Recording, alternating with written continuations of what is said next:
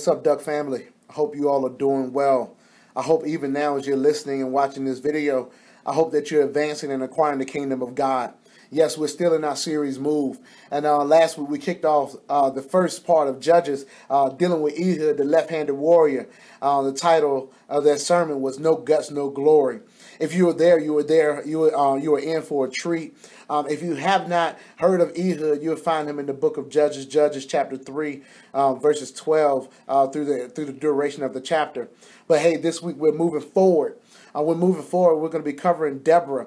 She's one of the female judges in the book of Judges. I don't want you guys to sleep on her because she's a female, but I think you will find out that she makes her point known that she's a warrior for Christ. As we war, we understand that we don't fight a physical war, but we fight a spiritual war. And the weapons of our warfare are not carnal, but they're mighty in God for the pulling down of strongholds. In the book of Timothy, we are reminded that we are to endure hardship as a good soldier, pleasing the one who enlisted us. And we as soldiers for Christ, we cannot get entangled in civilian affairs. This means we must be alert and aware, knowing that we are fighting, that God will be glorified and the devil be horrified. And with many things that are going on in our culture, in our society, we understand that there is a battle to fight.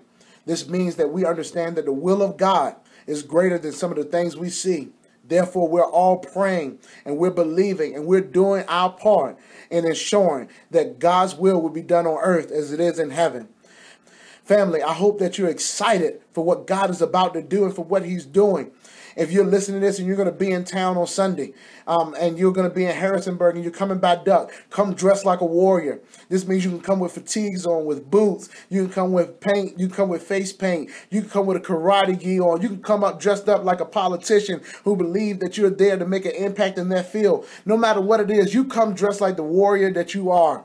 And we're going to embody this thing. We're going to have fun and we're going to make an impact for the kingdom. And we believe lives impacted for the gospel making. And we're going to make an impact for the kingdom, and we believe lives impacted for the gospel make an impact for the gospel. So family, as we dive in this week, get ready, get prepared to make war and to advance the kingdom of God here in Harrisonburg, in your home and in your life. And we believe that God's will be done.